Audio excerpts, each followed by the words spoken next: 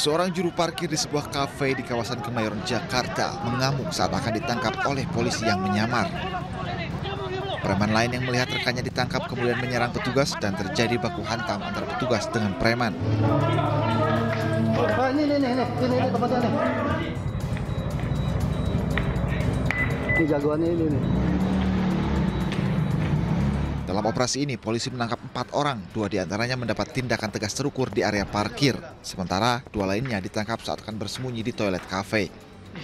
Operasi ini dilakukan guna menindaklanjuti laporan masyarakat terkait premanisme berkedok juru parkir. Preman berkedok juru parkir ini terancam 9 tahun penjara.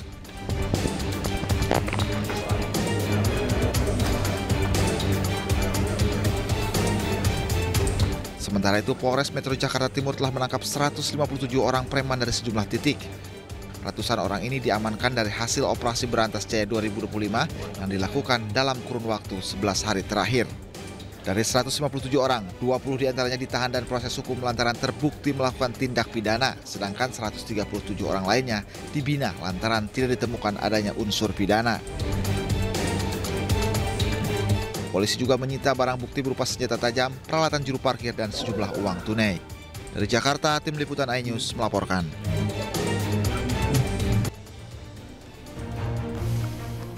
Selamat malam pemirsa, penangkapan 150 orang preman di sejumlah titik di Jakarta menjadi pembuka jumpa kita di iNews Prime hari ini. Selain itu kami juga akan hadirkan informasi terkait dugaan ijazah palsu Presiden ke-7 Republik Indonesia Joko Widodo sehingga menjalani pemeriksaan di Bareskrim Polri. Jokowi mengaku dicecar 22 pertanyaan oleh penyidik. Saya Gede Satria, inilah iNews Prime selengkapnya untuk Anda.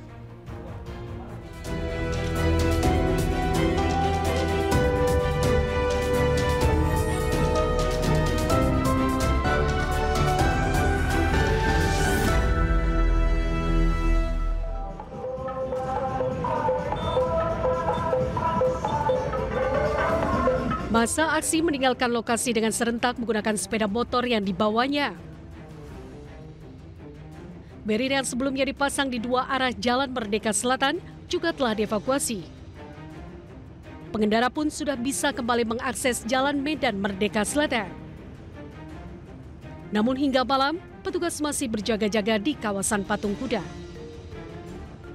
Sebelumnya aksi ini dilakukan sebagai bentuk protes terhadap aplikator yang dituding melanggar regulasi dan tidak menganggap pengemudi sebagai bagian dari ekosistem transportasi digital nasional. Nah, selama ini kan ada pembiaran, adanya yang tadi disebutin bahwa ada Aceng, ada layanan slot, Grab Hemat, dan yang lain. Itu kan jelas-jelas melanggar. Maka dari itu ayo, kami bersama teman-teman menyuarakan bahwa ayo Kementerian Perhubungan ini dia punya barang namanya PM12. Ayo tolong itu ditindak atau dilaksanakan dengan baik. Ketemu siapa sih hari? Ya gini mintanya menteri. Karena beliau yang bertanggung jawab gitu loh. Kalau memang ini pun tidak ditepati kami akan kemah di Kementerian Perhubungan.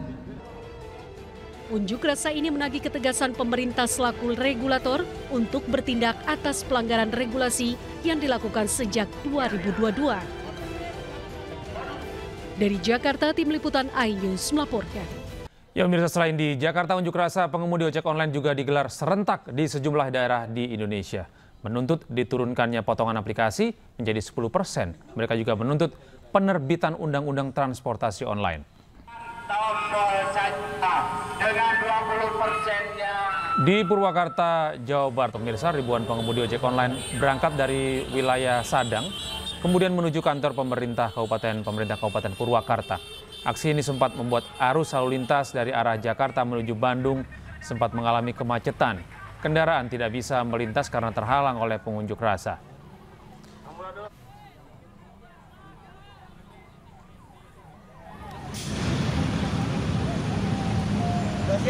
Sementara itu di Tangerang, Banten, pemirsa, puluhan pengemudi ojek online yang tergabung dalam kelompok Serikat Pengemudi Transportasi Ojol atau Sepeta berkumpul di Jalan Sudirman.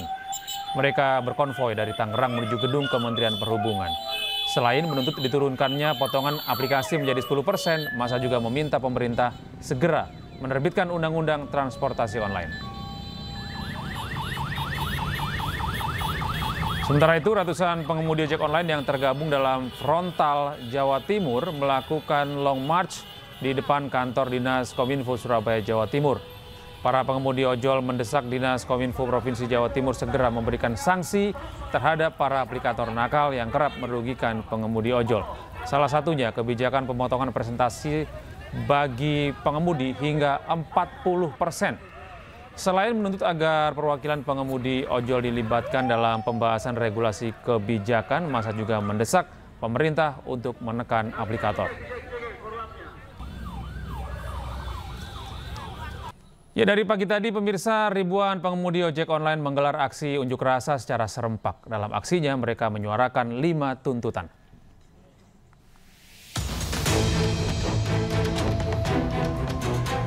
Yang pertama pemirsa, pengemudi ojek online meminta pemerintah memberi sanksi tegas kepada perusahaan aplikasi yang melanggar regulasi, yaitu Permenhub PM nomor 12 tahun 2019 dan Kepmenhub KP nomor 101 tahun 2022. Kedua, mendesak digelarnya rapat dengar pendapat antara Komisi 5 DPR bersama Kementerian Perhubungan, pihak aplikator dan Asosiasi Pengemudi. Kemudian selanjutnya ketiga, menuntut pemotongan aplikasi maksimal sebesar 10%. Keempat, meminta revisi tarif penumpang dan penghapusan promo reguler. Dan kelima, revisi tarif pengantaran makanan dan barang. Sementara itu, pihak Kementerian Perhubungan meminta agar penyampaian aspirasi para pengemudi ojek daring se-Jabodetabek dilakukan secara damai. Menteri Perhubungan Dudi Purwagandi berharap perwakilan dari pengemudi ojek online bisa duduk bersama dengan aplikator untuk mencari solusi. Kami tidak bisa mencegah pihak yang akan melakukan menyampaikan aspirasi. Saya tidak ingin menyampaikan sebagai itu, tapi ini aspirasi. Silakan saja menyampaikan aspirasi. Tapi saya tentunya berharap bahwa apabila mereka adalah para mitra, sebaiknya aspirasi itu disampaikan langsung kepada para aplikator. Karena di sini kan tempat mereka berinteraksi. Sebaiknya itu disampaikan kepada aplikator, dan kami sudah dengar tadi tentunya, dan para aplikator tadi sudah menjawab apabila memang kurang puas. Kali tadi saya sampaikan bahwa kita memang harus duduk lagi, harus duduk bicara dengan semua pihak, semua ekosistem stakeholder yang terkait dalam ekosistem ini, sehingga kita mencari mana yang terbaik untuk menjawab permasalahan atau hal-hal yang diangkat oleh para mitra. Pemirsa, sejumlah aplikator ojek online kompak tidak akan menurunkan potongan komisi sebesar 10% dari sebelumnya 20% ke para mitra pengemudi.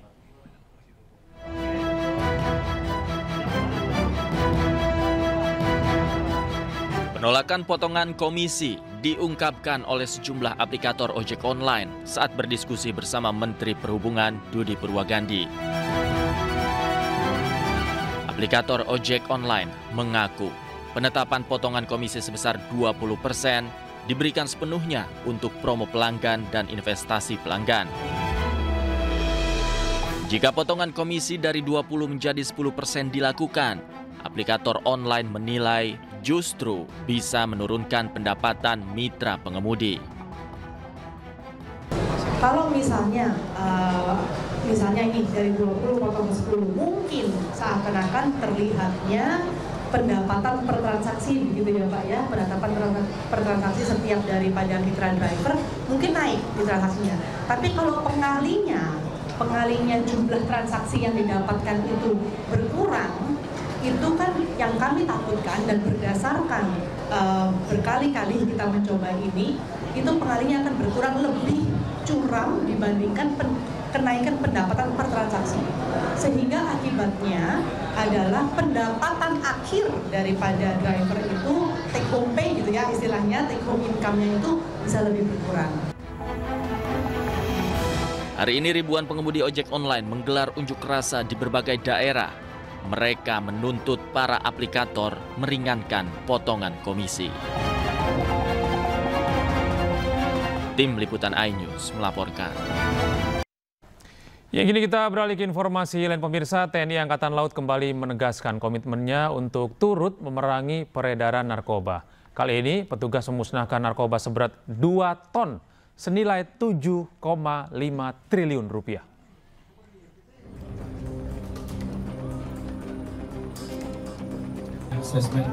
Pemusnahan narkoba dilakukan dengan menggunakan mesin insenerator yang merupakan sebuah mesin khusus untuk membakar senyawa berbahaya yang terkandung di dalam narkoba. Pemusnahan dilakukan setelah sebelumnya TNI Angkatan Laut menggagalkan penyelundupan narkoba seberat 1,9 ton di perairan Selat Durian, Kepulauan Riau. Petugas menangkap 5 awak di mana pelaku berkewarganegaraan Thailand dan 4 lainnya berkewarganegaraan Myanmar.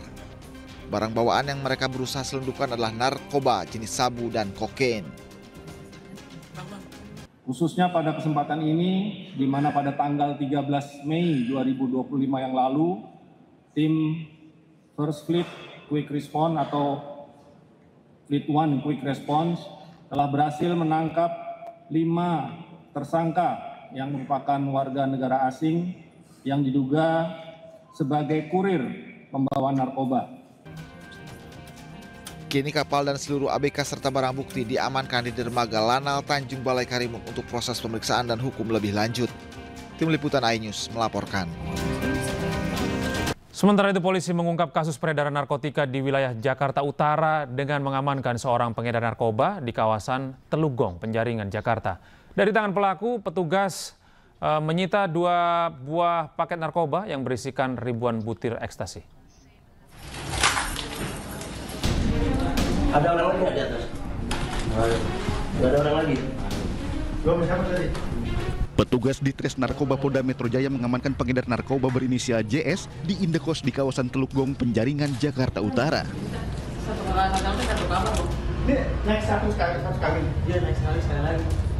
Dari hasil penggeledahan tas pelaku, polisi mengamankan 2 buah paket narkoba ekstasi, baik yang masih utuh, pecahan, hingga serbuk. Kami dari Unit 5 Subdit 3 Direktorat Narkoba Polda Metro Jaya telah mengamankan tersangka dengan inisial JS di wilayah Teluk Gong, Jakarta Utara dengan barang bukti 1.162 butir ekstasi.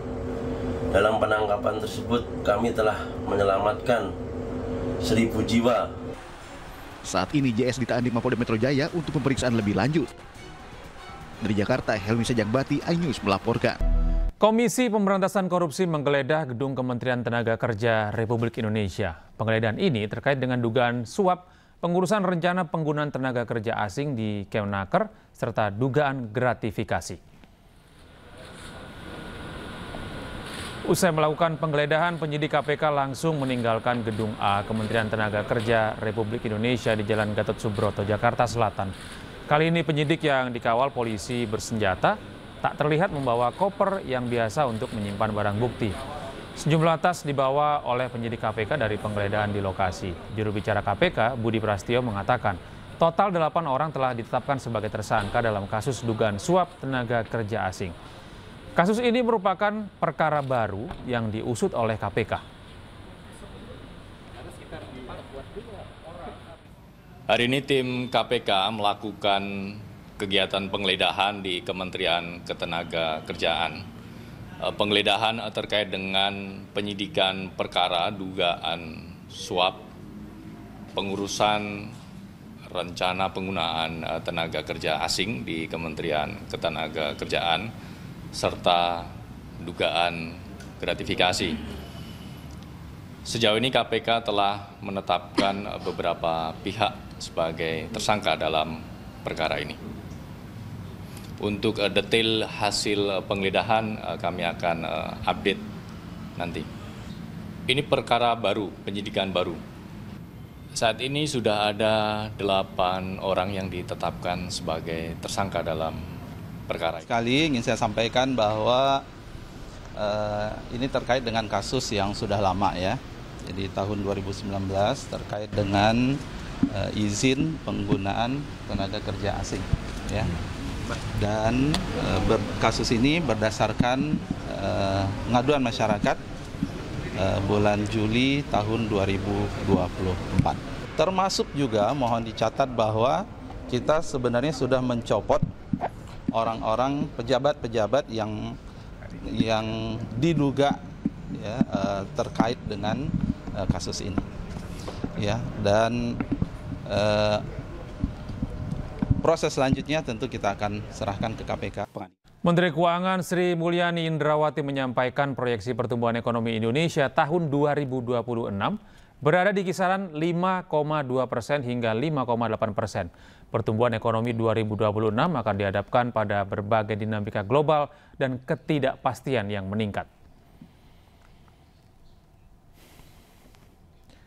Laju pertumbuhan ini diakui akan menjadi fondasi kuat untuk mencapai pertumbuhan ekonomi Indonesia hingga mencapai 8% dalam beberapa tahun ke depan.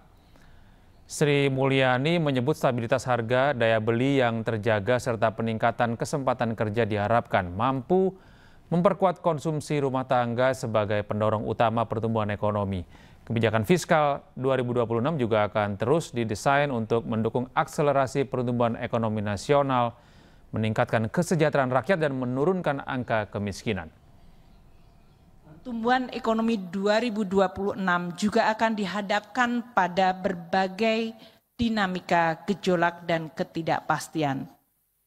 Kami memproyeksikan pertumbuhan ekonomi 2026 pada kisaran 5,2% hingga 5,8%. Dengan tetap menjaga daya beli masyarakat, mendorong transformasi dan reformasi ekonomi termasuk hilirisasi sumber daya alam dan perbaikan iklim investasi dan sumber daya. Dengan pengawalan ketat, Wakil Presiden Republik Indonesia Gibran Rakabuming Raka mengunjungi Puskesmas Kembangan, Jakarta Barat pada Selasa siang.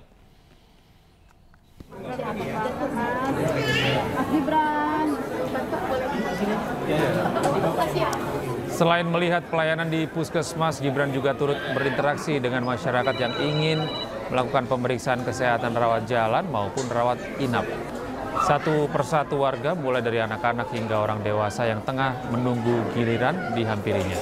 Usai melakukan kunjungannya, Gibran menyempatkan diri berfoto dengan warga yang antusias berdatangan ke Puskesmas. Non-prioritas, Dewan Perwakilan Daerah Republik Indonesia resmi melantik Irjen Muhammad Iqbal sebagai Sekretaris Jenderal DPD RI. Irjen Muhammad Iqbal merupakan mantan Kapolda Riau yang dirotasi menjadi Pati Baharkam Polri dalam rangka penugasan di DPD RI. Pengucapan sumpah jabatan dipandu langsung oleh Ketua DPD RI Sultan Bakhtiar Najamuddin pada Senin di Gedung Nusantara 4, Senayan, Jakarta. Usai melantik Irjen Iqbal, Ketua DPD Sultan Najamuddin menyampaikan harapannya kepada Irjen Iqbal yang berlatar belakang polisi bisa membawa kemajuan di DPD. Sultan menyebut seluruh promosi maupun mutasi merupakan hal yang biasa dalam sebuah institusi kementerian ataupun lembaga. Pelantikan Irjen Iqbal ini dilakukan berdasarkan keputusan Republik Indonesia nomor 79 tahun 2025 tentang pemberhentian dan pengangkatan dari dan dalam jabatan pimpinan tinggi media di lingkungan Sekjen DPD RI. Dengan latar belakang saudara sebagai personel Polri, saudara telah menunjukkan dedikasi dan profesionalisme yang tinggi dalam menjalankan tugas-tugasnya. Kami percaya bahwa pengalaman dan keahlian saudara akan sangat bermanfaat bagi lembaga DPD RI dalam menjalankan tugas-tugas konstitusionalnya dan membawa perspektif baru untuk meningkatkan kinerja dan efektivitas. Terima kasih Anda masih bersama kami di iNews Prime. Pemirsa, Presiden ke-7 Republik Indonesia Joko Widodo menjalani pemeriksaan di Barreskrim Polri terkait kasus dugaan kepemilikan ijazah palsu. Jokowi enggan menunjukkan ijazah aslinya dan akan memperlihatkannya saat di pengadilan. Joko Widodo dan kuasa hukumnya tiba di Barreskrim Polri Selasa pagi sekitar pukul 9:40 waktu Indonesia Barat. Jokowi mengaku dicecar 22 pertanyaan oleh penyidik. Jokowi juga mengambil kembali ijazahnya yang pekan lalu diserahkan keluarganya ke penyidik untuk diperiksa. Namun Jokowi enggan menunjukkan ijazah aslinya dan akan memperlihatkannya saat di pengadilan. Adapun pemeriksaan hari ini merupakan tindak lanjut atas aduan yang dilayangkan oleh sejumlah pihak yang bergabung dalam tim pembela ulama dan aktivis. dari Barreskrim untuk memberikan keterangan atas aduan dari masyarakat kepada Barreskrim. Dan saya memenuhi undangan itu. Sekaligus saya mengambil ijazah yang saat yang lalu diantarkan ke Barreskrim. Dan sudah saya ambil.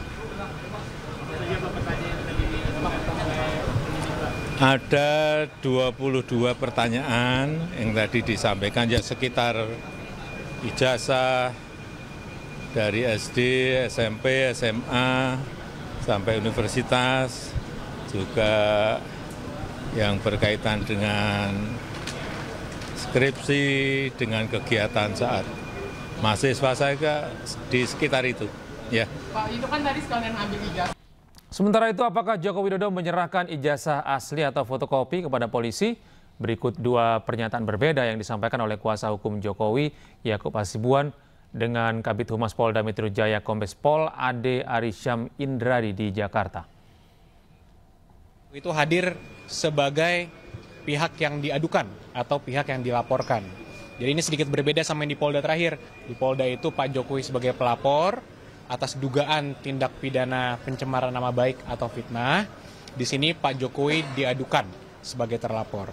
Nah, kemarin itu minggu lalu Pak Jokowi juga sudah memberikan melalui keluarganya dan juga kami dampingi ijazah aslinya untuk dilakukan tes di Puslap 4. Jadi itu yang pertama kemarin kan. Ini yang kedua nih.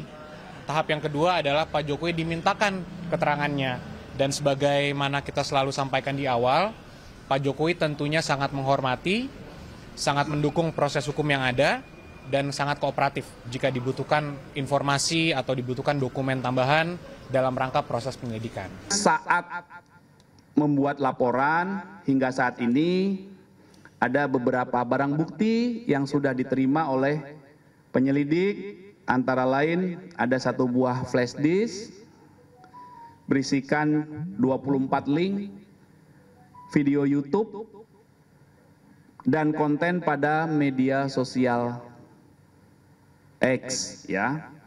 Kemudian ada beberapa dokumen fotokopi ijazah, kemudian ada printout legalisir, dan juga ada fotokopi cover. Dalam dialog di Rakyat Bicara, Roy Suryo, pakar telematika yang juga terlapor, yakin bahwa ijazah Jokowi palsu karena diduga UGM terlibat dalam mengubah data di ijazah Jokowi. Namun kuasa hukum Jokowi, Yakub Hasibuan, membantah tudingan tersebut.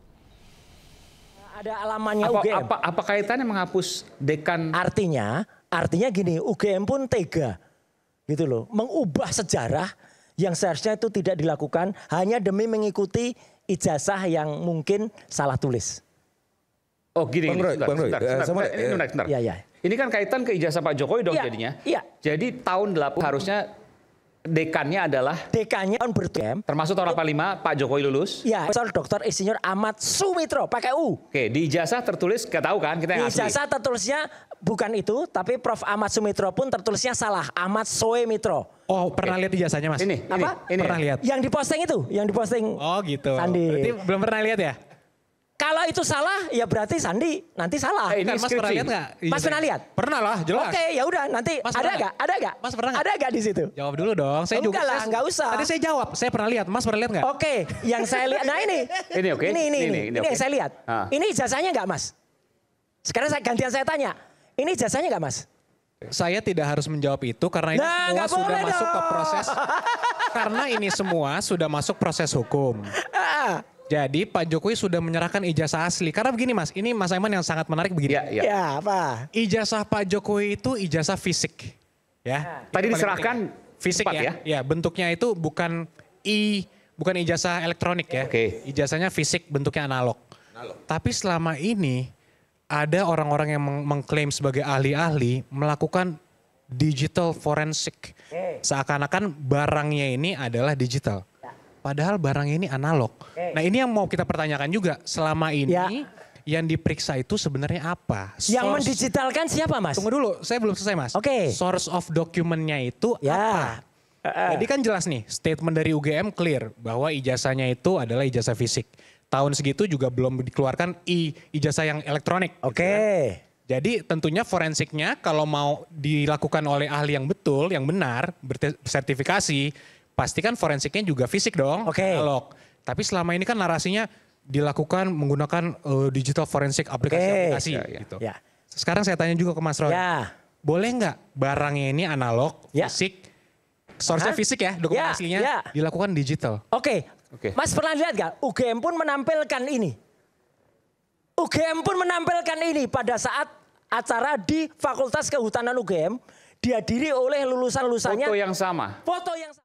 Sementara itu pemirsa, pengacara terlapor Ahmad Khosinudin menduga polisi memberikan perlakuan khusus ke Jokowi karena takut sama Presiden ke-7 tersebut. Sementara itu, penasihat Kapolri Irjen Purnawirawan Arianto Sutadi menilai dugaan pengacara terlapor itu merupakan hasutan dan bisa membentuk opini publik. Bismillahirrahmanirrahim. Saya awali dari Bung Aiman tadi yang menyatakan bahwa asumsinya gak mungkin dong orang berani bawa ijazah kalau tidak asli kepada polisi. Itu kalau kita rakyat kecil. Berbeda dengan Jokowi. Justru kebalikannya, Jokowi itu ditakuti polisi. Sehingga kita lihat kronologisnya. 30 April 2025 Saudara Joko Widodo membuat laporan di Polda Metro Jaya dan langsung keluar nomor LP. Sementara TPUA membuat laporan di Barreskrim Mabes Polri Desember 2024 tidak diterbitkan LP. Baru kemudian setelah ada proses di Polda Metro Jaya, baru kemudian ditindaklanjuti. Itu bukan diterbitkan LP, hanya tindak lanjut Dumas kepada laporan informasi yang pada 6 Mei 2025 salah satu klien kami Saudara Rizal Fadilah dipanggil diambil keterangan dalam kerangka klarifikasi terkait Dumas. Sekali lagi, Dumas bukan Pro Justisia berdasarkan LP. Ini bukti bahwa polisi lebih takut kepada Saudara Joko Widodo. Pak Jokowi itu pegang ijazah asli lah, makanya dia memutus kayak gitu. Itu. Kalau protes ya silakan aja protes pakai peradilan lagi. Jangan menafsirkan di luar-luar kayak gini, itu namanya menghasut Pak gitu. Karena yang nggak menghasut Pak, jangan, saya tersinggung kalau disebut menghasut. Kita ini berpendapat ya. Tolong, di forum ini jangan ngomong menghasut Pak. Saya anggap itu menghasut. Baik, saya tidak terima ini dianggap menghasut. Silakan. Saya juga silahkan Anda mengatakan menghasut. Silakan. Saya mengatakan cara Anda ngomong itu adalah menghasut. Saya mengatakan Anda memframing saya menghasut. Oke ya, saya teruskan ya Pak ya. Ya, silakan Pak. Tadi penyidik yang tidak profesional tuh ya memang sebagian penyidik ya kayak gitu Pak. Tapi ada yang baik. Nah, kemudian yang kedua, untuk proses ini penyidikan ini terlambat, sana cuma Dumas dan sebagainya. Kemudian dihasut kepada masyarakat seakan-akan itu karena ada titipannya Pak Jokowi, polisi takut dengan Pak Jokowi dan sebagainya itu nggak benar itu, nggak betul itu, ya. Karena polisi sekarang juga ada yang baik. Pak Kapolri sudah mengatakan, saya tanya kemarin, pokoknya proses sedalam-dalamnya itu ya, itu saya tadi telepon sama Dirkrimum, dia akan proses dalam-dalamnya itu untuk membuktikan yang itu asli itu apa tidak, itu bukan hanya sekedar daripada yang kelihatan aja secara teoritis, tapi sampai mendalam termasuk yang tadi diangkat oleh Pak Roy dan sebagainya itu. Pak Arianto sempat ketemu dengan Pak. Saya telepon dengan Dirbidum.